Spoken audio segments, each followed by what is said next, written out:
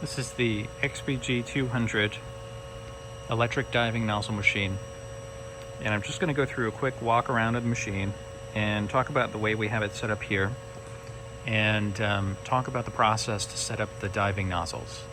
And so with this machine, we have the ability to fill between 5 gallons to down to 1 gallon. With some modifications, we can go even smaller than 1 gallon. But the process to switch between the containers is all done via the software. So there's going to be an initial setup process just to define the height of the container and how we want the diving action to be. And then we can save that to memory and recall that easily in the future. And so if you have varying batch sizes and packaging into a variety of different container sizes, this makes it really easy to switch between them and keep your production process going. So this machine in particular is a stainless steel washdown machine. It has dual rotary lobe pumps on it. And so what you can do with this machine is run both pumps together and double your throughput, or you can run one pump only out of one side of the machine.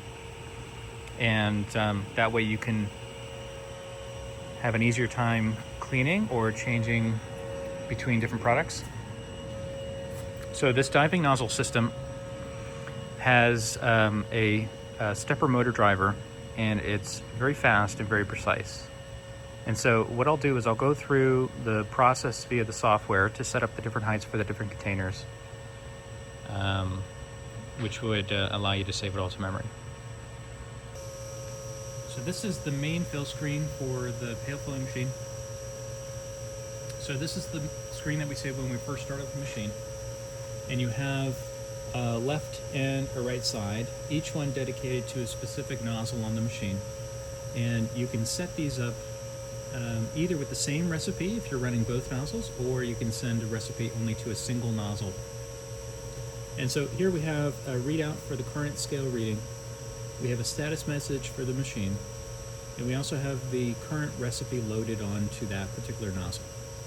And so in this example, we have the same recipe loaded onto both nozzles, and then you have some details about what that recipe is.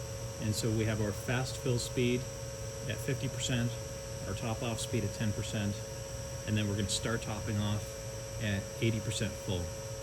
And then our target weight is 41 pounds. You also have a button here for manually jogging the machine, so you would push and hold this to dispense product out of the nozzle manually. And then finally, the green button here would be for starting in the fill.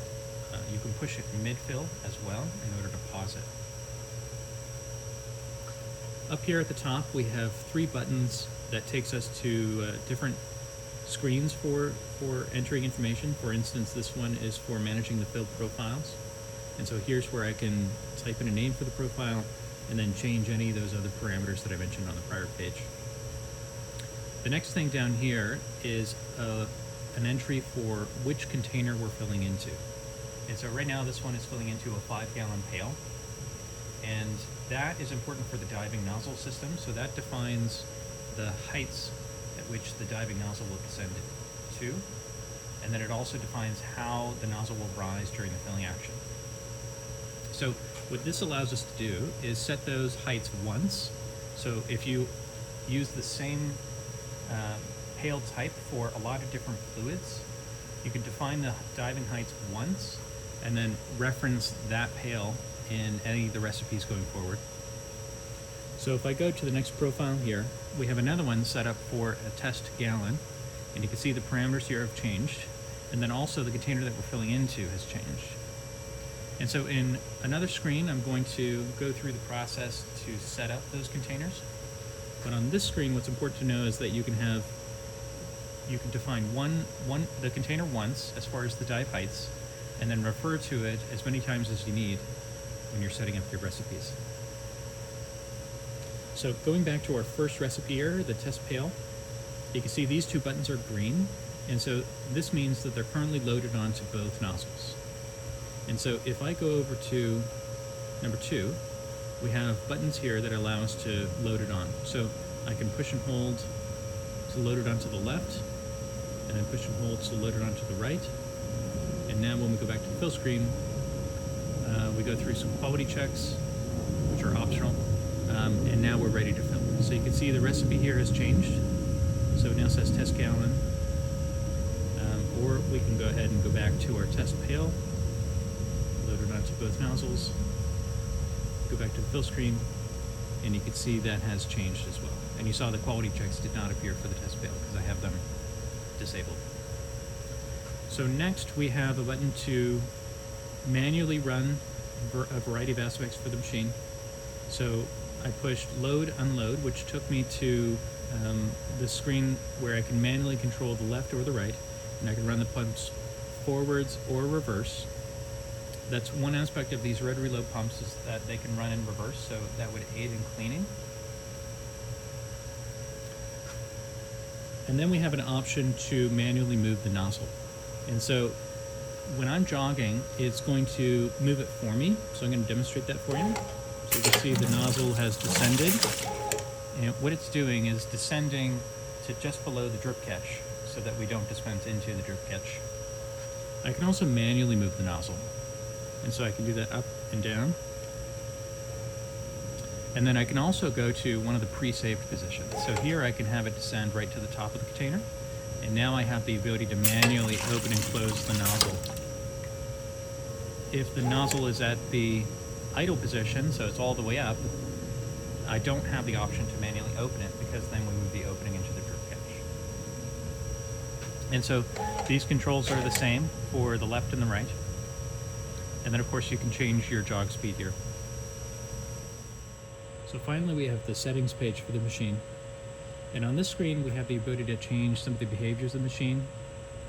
And we also have access to some of the accessory options. So for example, if your machine has a dosing pump or nitrogen dispensing, you also have the ability to change some of the electric motor parameters, including the acceleration and deceleration time. And you can change the direction right on the machine here. For example, if you wanted the inlets and outlets to be on a different side of the pump, you can reverse the direction here. And then we also have an option for enabling a screen lock.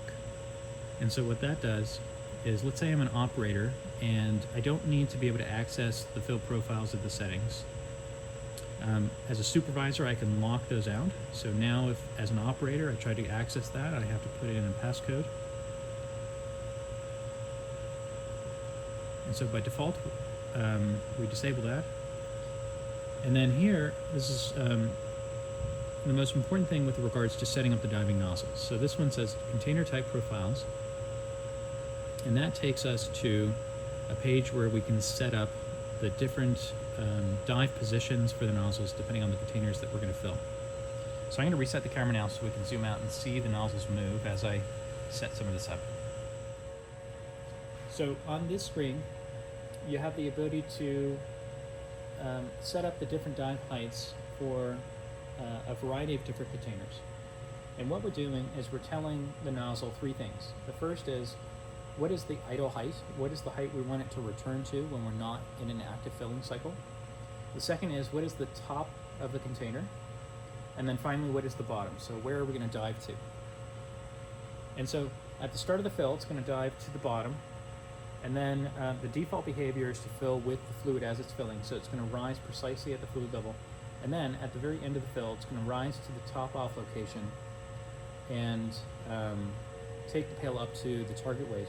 Afterwards, it's going to rise up to the idle position when we're done filling, allowing you to move the pail out of the way and start the next cycle. And so on this screen, I have the ability to manually move the nozzle. And we would do this until we reach a point that we're happy with. And right now, this would be about right for the top of the container. And when we want to set that position as the top of the container, there's a button here where we push and hold, and that will save it to the profile for a 5-gallon pail as the top of the container. Now, one thing to note is when we fill this with fluid, we want the edge of the nozzle to be above the fluid level as far as the top of the container is concerned. We don't want the nozzle submerged in the fluid at this point. We want it to be about a ½ inch above the fluid. Now, it's also important to be below the edge of the drip cup so that the drip cup does not get caught on the nozzle when it closes. Now, you can also move quickly to any of the saved positions. So here's our idle position, that's the top of the container, and that's the bottom of the container. And so one thing to note is when we're setting this up, it is for the left side of the machine only on dual nozzle machines, and this is really just to set the levels. Once we save it to the profile, it will be used by both nozzles for whatever fill profile is currently selected. So we also have some options for different dive behaviors, and what I mentioned before was the fluid surface following was the default behavior, but you do have the ability to set the behavior as a bottom-up fill. So for example, the nozzle would descend to the bottom of the pail and stay there until it gets to the top off point of the fill, where it would rise to the top off location. So the majority of the fill, the nozzle would be at its bottom position. And then finally you have top of pail filling, so that's where the nozzle would only descend to the top of the pail and fill the entire pail from that position. Now the default being the fluid surface following fill, you can set a offset, so you can be just below the fluid surface, just at the fluid surface, or just above the fluid surface, and you set that as a positive and negative number here as the height adjustment. So for example, a negative 10% would be about 10% of the full height of the pail below the fluid surface level. So I'm going to switch this to demonstrate a gallon now. And so what we just did before was we set up the diving nozzle for a pail. And now for a gallon, what we need to do is adjust the drip catch, which can be done by just releasing this locking knob here and sliding it to whatever location you need. And I'm going to switch to the gallon can profile. So this is a profile we've set up for this container. And I'm going to go to the top of the container. And as you can see here, this is a different height than what we were just working on with the pail. Now the bottom is going to be roughly the same. And so, as you can see here, I didn't move the drip catch down far enough, and so I'm going to reposition that.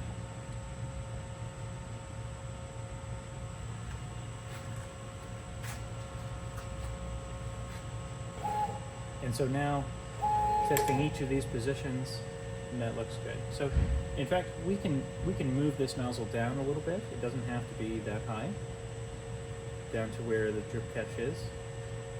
Go ahead and set that as our new idle position. And so now we can test that out. Here's our top, here's our idle, and that looks pretty good to me. So now I can go back to the fill screen and we'll do some test fills. And I've returned to the main fill screen, and the first thing I see here is that the green button is not illuminated, meaning we're not ready to fill. And so if I go up to the status message here, it says not ready, nozzle not at idle position. And it gives us a button here to send it to the idle position. So if I go ahead and push that, the nozzle descends to that new idle position that we set for the gallon container. And I see here that the drip catch is in the correct position. We have the correct recipe loaded onto the machine. The green button is illuminated, so we are ready to go.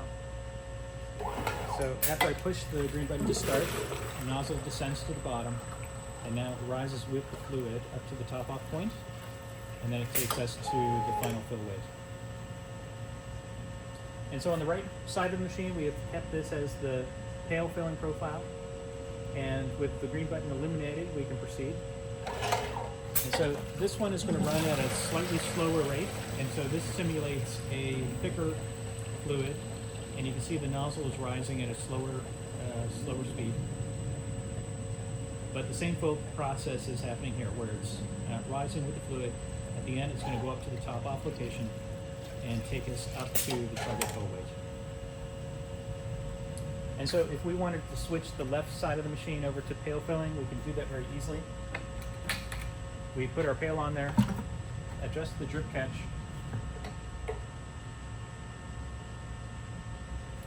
go to the fill profiles,